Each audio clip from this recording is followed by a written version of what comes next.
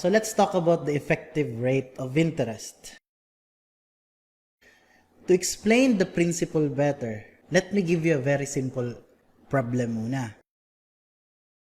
Say you have 100 pesos deposited into an account na nag-i-increase ng 10% annually. Alright? So, let's say M is equal to 1. Ngayon, this 100 pesos after one period will become how much? 110. Alright? Sinadya kong the same ito sa binigay ko na kanina so that familiar na kayo sa mga values. Alright? After another period, how much will be your money? Since this is compounding interest na topic, this will become 121. Then, after another period, this will become 133.1. Finally, this will become 146.41. Okay? So, basically, nag-add ulit ako ng 10% nito. Now, palitan ko yung scenario. And I hope ma-observe nyo muna to ha. Dito kasi sa problem na pinakita ko, the assumption is that the periods are in years. Alright? Meaning to say, lahat ng to is tig-iisang taon. Alright? So, 1 year, 2nd year, 3rd year, and 4th year. Tama ba? Now, what do you think will happen if I change my data? What if, example lang to ha, my nominal rate is 40% and quarterly natin siya ginalaw. So, M is equal to 4, which is quarterly. Alright?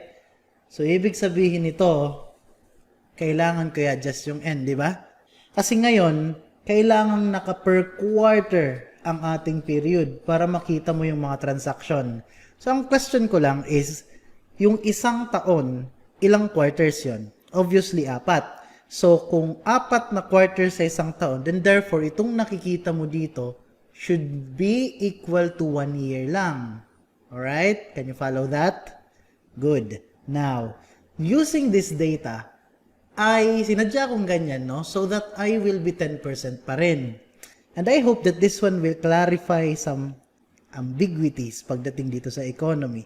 Mapapansin nyo, kapag ginawa mong ganito yung condition, take note ha, 40% ng nominal rate, 4 yung M, then I will become 10% because that's R over M. Then, pero ito, ang pinagkaiba lang talaga is that ang 1 year ko is itong buong to na. Pero, let's talk about the values. Alright? Will the values change? Okay? Sige, pag-isipan nyo muna. Of course, the values will not change. Okay, hopefully naisip nyo yon. Bakit?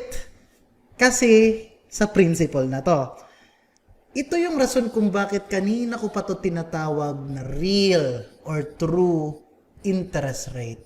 It's really because ito talaga yung totoong nag-i-increase ng pera, not R. Alright? Because R will just give you a perspective kung gaano kataas yung interest, but it will never be used directly talaga. It's I na ginagamit talaga natin. Take note of that. Now, dito, if we're going to analyze this further, itong 100, nag-increase po yan ng I%. I hope napansin nyo yun. Si I talagang ginagamit natin per increase. Regardless ilan yung compounding period. Mapa-quarterly man yan, edi per quarter yung increase. I hope naintindihan nyo yun.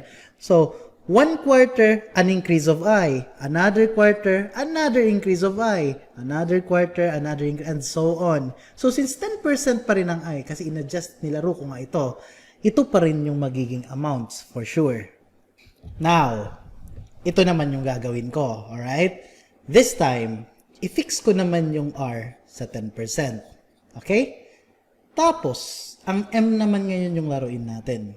Gusto ko makita nyo talaga yung anong nangyayari every time we change those parameters. It's very important na makita nyo to, no? So that you learn bakit ganun yung mga formulas in our future topics, especially yung mga higher part na ng economy. Okay? Now, ganito. If M is equal to 1, then this is our sample kanina. So if M is equal to 1, my 100 pesos deposited today will become, of course, 110 in the future. So that's 1 year in the future. Alright? Now, if I change this M, let's say gawin natin siyang 2. Anong mangyayari dito sa value na to?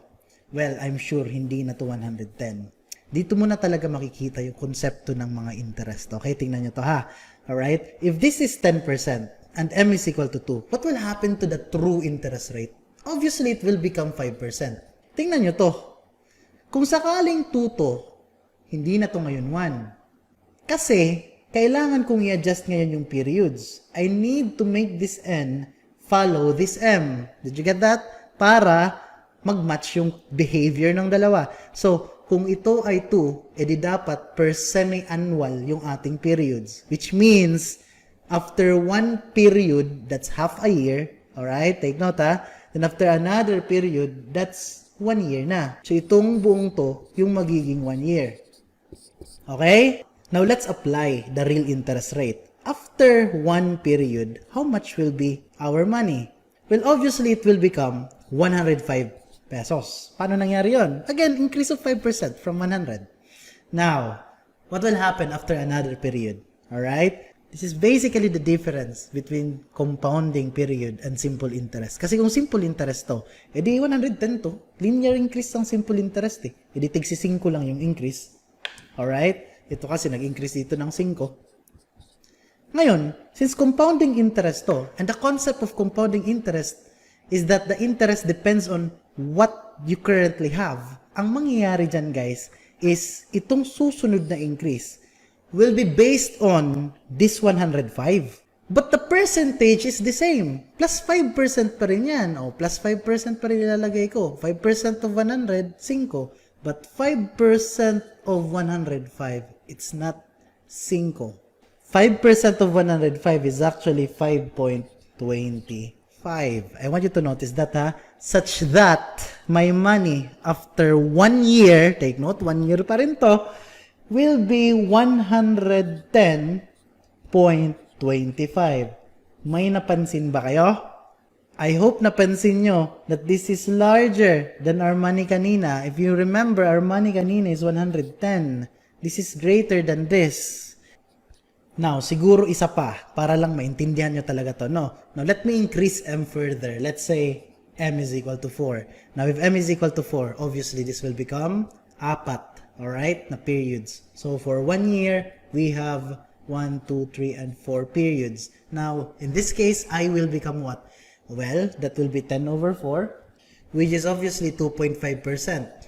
Okay? Now, knowing this data, tingnan natin kung magkano na yung ating pera after 1 year. Take note ha, ito pa rin ang 1 year kasi quarterly na. So, if I have 100 pesos here, the same with kanina, magkano pera ko after 1 period? Well, of course, that's plus 2.5% of 100. Obviously, no, 102.5. Give me another increase of 5%. Okay? If you increase this by another 5%, ilagay nyo lang dito, ants. Okay? Ants, then another 5%. O, sige. So, that will be 105.0625. Then let's do that again. Press ants again. That should give you another increase of 107.69. Okay? Then press ants again, and that should give me finally 110.38. Now, notice that this is even larger than our previous one. Our previous one, if I remember correctly, is 110 point something. I think that's 0.25. Alright, so dito mo papansin na the more you increase your compounding periods per year, the higher will be your money after 1 year. Now, dito na guys papasok ang principle ng effective rate of interest. Makinig kayo ha. The effective rate of interest is basically how much you really earned after a certain amount of period. Alright? Because remember, I is the real or the true rate of interest. At itong interest na to ina-apply per step or per period. Okay? I hope napansin nyo yun. R is just parang face interest or parang face value lang siya. It is there just to give us an idea gaano kataas yung interest. It's not really useful when it comes to computation sa ngayon. Alright?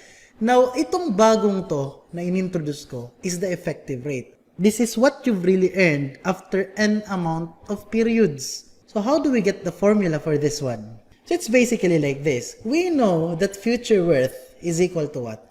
Present worth 1 plus I raised to n. Alright? And we also know that the future worth is equal to present worth plus interest, where I, big letter I, is really what you've earned after n amount of periods. Alright?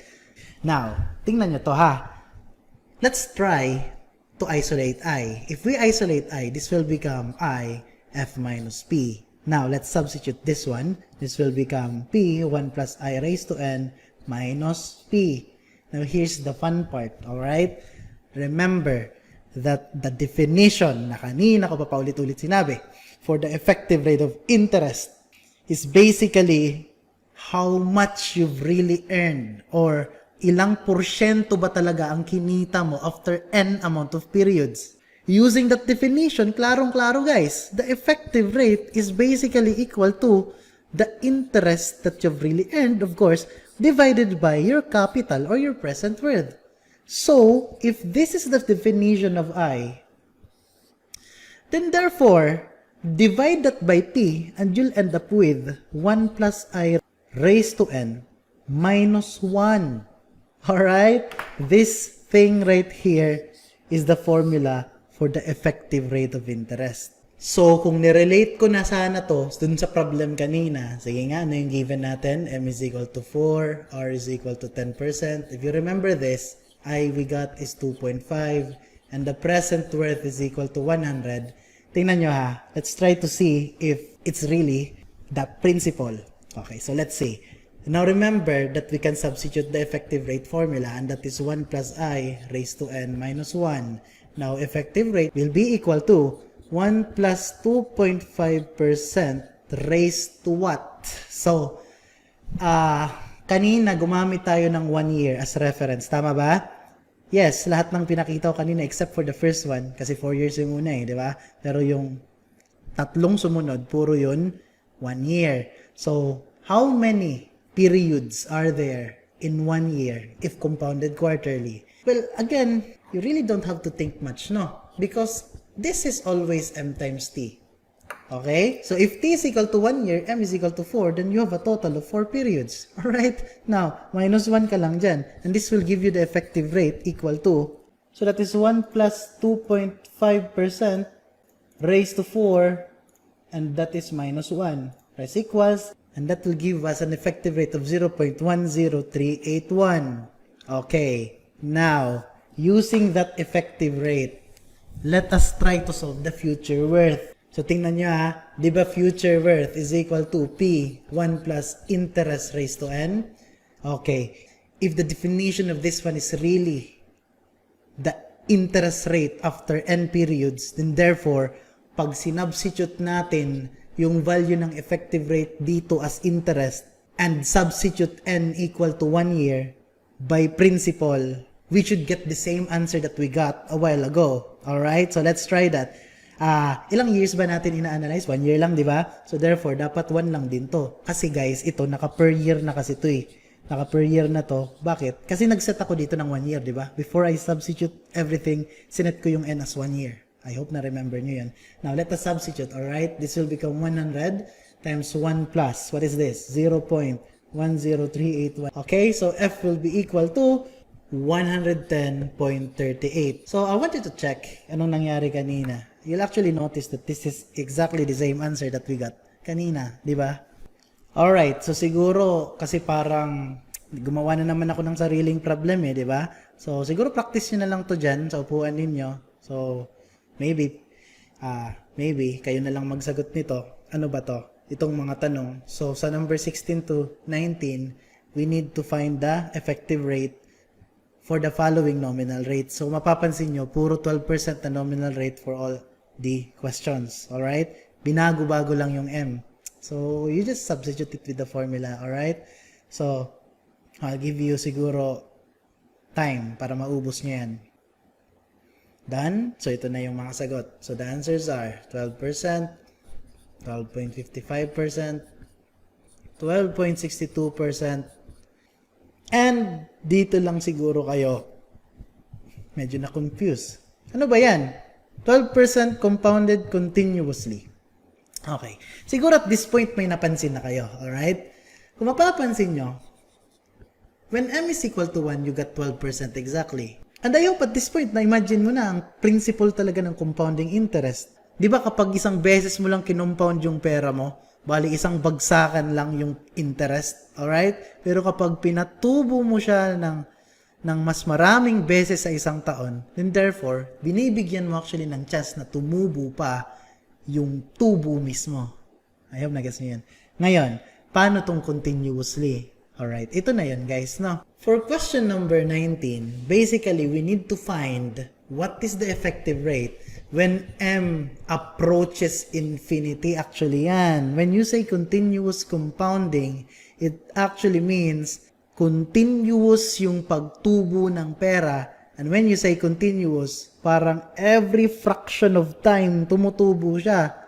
Now remember na continuous data yung time, di ba? Kaya since continuous siya, even down to the millisecond or even nanosecond, may increase ng pera doon. Alright? Di lang siya ganun kalaki because fraction na lang siya ng original na amount, which is the nominal. Okay. Now, as m approaches infinity, what will be the effective rate? So here's how you solve it. Alright? So, ang effective rate formula is actually equal to 1 plus r over m raised to m times t minus 1. Okay, now, how do we apply infinity in this equation? Well, that's a concept of calculus, alright? Getting the limit as m approaches infinity of this whole thing. So, how do you get the limit? Actually guys, para hindi tayo masyado, kasi guys, medyo malalim to eh. Kapag nilaro ko to ng mano-mano, baka abutan tayo ng madaling araw. Alright? Ito na lang gagawin ko, no? Parang Caltech na lang actually. Let's just approximate infinity. Okay? Let's just approximate infinity. And let's just work on this one. Kasi total constant naman to eh. Alright? Dito affected ng limit eh. So basically parang pwede mo siya actually ilabas ng ganyan. So ito na lang yung may limit. Okay. So let's play with this one. What's the limit of this as it approaches infinity? So what I'm going to do is I'm going to set my r as 1 and my t is equal to 1. This is a technique actually, no? Because these two values are not variables. They are actually parameters. So just set them with values, no? And let's try to observe what will happen when m becomes large. So let's do that. How do you do it? Punta kang calculator. Alright? And sa calculator mo, ilagay mo yung equation na 1 plus 1 over, put a relatively large number here. Let's say 999. Then raise to 999. Then times 1. Okay. So let's just put that. Then press equals. What did you get? 2.7169 approximately. Now, are you familiar with that number? Or are you familiar with something that is close to that number? Alright? So, medyo di pa klaro, dagdagan mo pa yung 9. Mga isa pa siguro. It's very close to this thing. Sino to? Si Naperian's E. Right? Or yung Naperian's base. And because of that, the effective rate of interest is actually equal to e raised to r times t. Sinet ko lang talaga kanina yung r tsaka t as 1. Diba? Kasi kung 1 to, 1 din to, edi na lang matitira, diba? Minus 1. So, ito ngayon actually guys, yung formulang gagamitin sa question number 19. Alright? And I hope napansin nyo din that that is already your continuous compounding principle. Okay? There are actually other ways para ma-derive siya. But I will not show it to you guys right now because it requires knowledge in differential equations. Huwag na lang muna, no? But for now, ito na. Good proof na to. Anyway, tingnan nyo ha. This is continuous compound, effective rate ng something na naka-continuously compounding. Okay? Effective rate shall be equal to e raised to 0.12, di ba? R is 12, times, by the way, you need to assume 1 year pag walang binigay. Okay? Just use 1 year pag walang sinabi. Minus 1, and that should give us the effective rate of 12.75%. Alright? Now, I want you to pause the video for a bit and isipin nyo tong value na to. Meron pa kaya mas malaki pa dito? Or kaya pa ba ito talunin? ng anong values ng M? Now, ako na magsasabi ng sagot, no? Wala nang pong makakatalo dyan. Alright? This is already the largest effective rate that you can get out of the 12% nominal. There's no way na matalo mo yan. In fact, kung titingnan mo, hindi na nga yung equation function ng M eh. Diba? Because we already took the limit. We already assumed that M is very, very, very, very large. Ano pang tatalo sa infinity? Alright? Or something that approaches to infinity. So, tingnan nyo to ha. Okay? So, this is 12.75. Now, that will actually help us solve number 20. Alright? Because here, sinabi dito sa number 20, what is the smallest nominal rate to yield an effective rate of 10.15? Now, napakasimple. We use the same equation. Alright? Pero, baliktad. R naman yung kukunin natin. Baka na-confuse kayo sa term na ginamit. Smallest ginamit, no? Pero sabi ko maximum to. It's because R kasi yung tinatanong eh. So, therefore, tingnan nyo to. If I set ER as 0.1015 and equate that with E raised to R, this is what we need. And again, pag walang sinabi, you just assume 1. Alright? Kapag walang sinabi, tas given ang effective rate, the assumption there, the default assumption is 1 year. Common assumption yan sa econ. Minus 1 ka lang. And that should give us R equal to 9.667%. Okay, so, isa pang problem siguro under continuous compounding. This is question number 21. Sabi dyan, money is deposited in a certain account for which the interest is compounded continuously. If the amount triples in 10 years, what is the annual percentage rate? Okay, there are actually two ways to solve this, no? One is by using the effective rate, then using the future worth formula for compounding interest. And the other principle is by using directly, alright, the formula for future worth kapag continuous yung data. And ito lang guys, no? I'm going to show you the formula. No, it's actually F is equal to P E raised to R times T. Alright? Tatagal tayo, i-derive ko pa to eh. So, wag na. Ano lang to guys, no? Kamukha lang naman ito yung, ano eh, yung nangyari. Okay, sige, tingnan nyo. Effective rate, as we all know, alright, is equal to I over P. Tama ba? Yes. Ngayon, remember na nanggaling din dito yung F minus P. Tama? All over P. So, tingnan nyo to ha. Ano bang value ng effective rate? Di ba ang effective rate kapag continuous? So, I'm going to put here, when M approaches infinity, the effective rate becomes what? E raised to RT, right? Minus 1. Tama ba? Now, if I simplify the right-hand side of my equation, this will become F over P minus 1. Tama? Cancel, cancel, then tada! You got this equation. So, tingnan natin ha. Once you get this one, well, actually, may isa pa tong solution, no? If you're good with differential equations, sigurado ako na-encounter mo na to. Alright? Ano yun? Yung principle ng compounding interest under differential equations. Okay, para lang, ano lang to, just, ano lang ba? Parang trivia lang ba? Ma-derive mo din yung the same formula by assuming that the rate of change of money with respect to time is equal or directly proportional with the money itself or directly proportional with how much you have. Think about it. It's the principle of compounding interest mismo, di ba?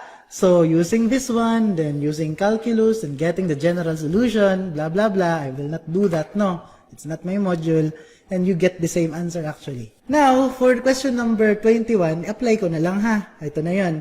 So, sabi dito, ilan daw yung percentage rate kung magiging triple yung money after 10 years? Oh, that's very easy. Let's just substitute. This will become 3P equal to P E raised to what we need times 10. And by solving for R here, and that should give me around 0.1099, alright? Which gives us 10.99%. So this will be your answer. Meron lang akong gustong i-explain dito na principle na I think magiging very useful sa inyo. So this is not written in the topics, no, pero isingit ko siya dito because this is very important, alright?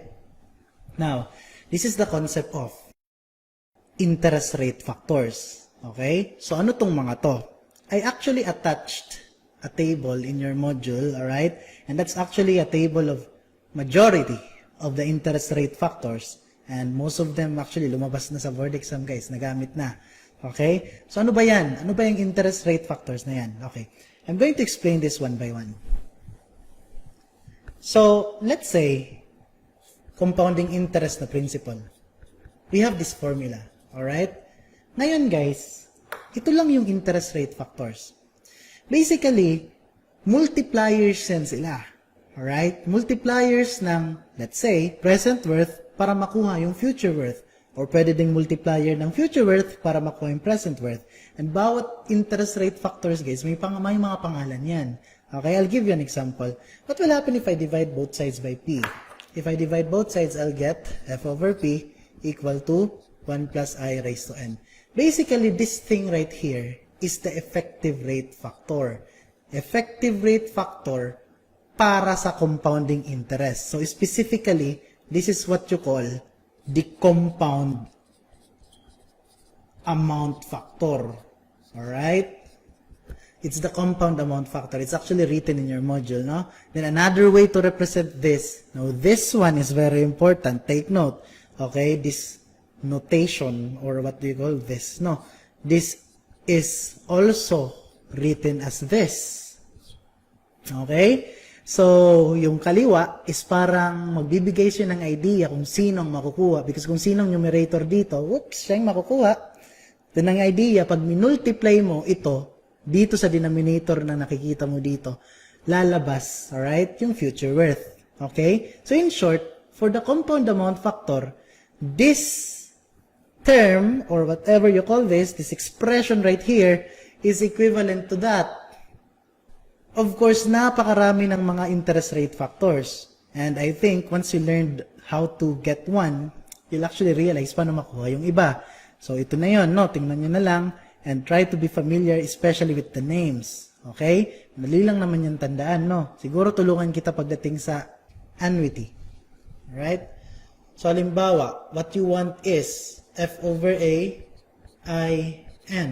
Okay? Ito, ang tawag daw dito ay compound amount factor din. So basically, ang tawag sa something na pagkuha ng future worth, they basically call that the compound amount factor. But this one is the compound amount factor for annuity. Sa tingin nyo, paano yan nakuha? Napakasimple lang, no? Ginamit lang yung formula ng annuity na ganito. I derived this a while ago. Alright? And basically, ang compound amount factor dito ay ito. Diba? Kasi pag dinivide mo itong A dito, di F over A yun, ito yun, kung anong value nito.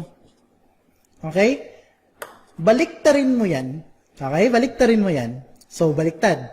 Ibig sabihin, ibababa ko dito ang F, then i-reciprocate ko to dito dun sa kaliwa. And this will become A over F equal to something. That something will be I over, ito. 1 plus I raised to N minus 1. Now, this is what you call the sinking fund factor. Okay? In the future, i-explain to pagdating sa depreciation. Okay? So, watch out. So, this is called the sinking fund factor. Now, since nakita mo na yon, edi alam na kung paano kunin yung iba. So, meron pa dyang present worth factor for annuity, or what you call equal payment series, di ba? And meron din dyang capital recovery factor. I encourage you guys na kunin yan, no? Or try nyo practicein yan, because it will really help you understand this topic. Ito hindi to common, no? Yung gradient series, yung gradient uniform series and gradient present worth series. Just to give you an idea, no? That is intended only for arithmetic gradient. So, nakita ko pa lang to sa board exam. I think that was May 2017, if my memory is correct. Sinabi sa akin na may lumabas daw na ganyan. At binigay po yung series factor. So, do not worry, no? Multiplier lang talaga yan sila. Okay? So, let us solve question number 22. So, sabi dyan, a textile mill has just purchased a lift truck that has a useful life of 5 years. The engineer estimates that the maintenance costs for the truck during the first year will be $1,000. Maintenance costs are expected to increase as the truck ages at the rate of $250 per year over the remaining life. Assume that the maintenance costs occur at the end of each year. The firm wants to set up a maintenance account that earns 12% annual interest. All future maintenance expenses will be paid out from this account. How much does the firm have to deposit in the account now? Alright, so sobrang haba ng given. Let's break it by parts.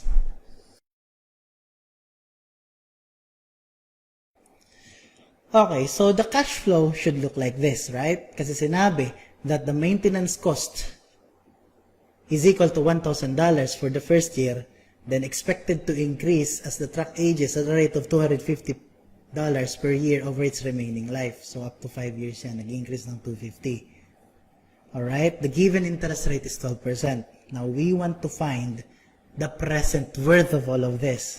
Okay? Now, we need to find the present worth. Now, kung tutusin guys, may solution na tayo para dito. Tinuro ko na to kanina under the concept of arithmetic gradient. Ganito na lang. Alright? Try to solve this using the method na tinuro ko kanina. But right now, ibang method yung ipapakita ko. Itong method na to is kapag trip mo. Kapag trip mo lang. Alright? Kasi kung tutusin, immortal na yun eh. Yung method na pinakita ko kanina about arithmetic gradient. Alright? So, it's good to, to know a secondary method para dito. But, may limitation tong method na to guys eh. Kaya hinuli ko lang siya, no?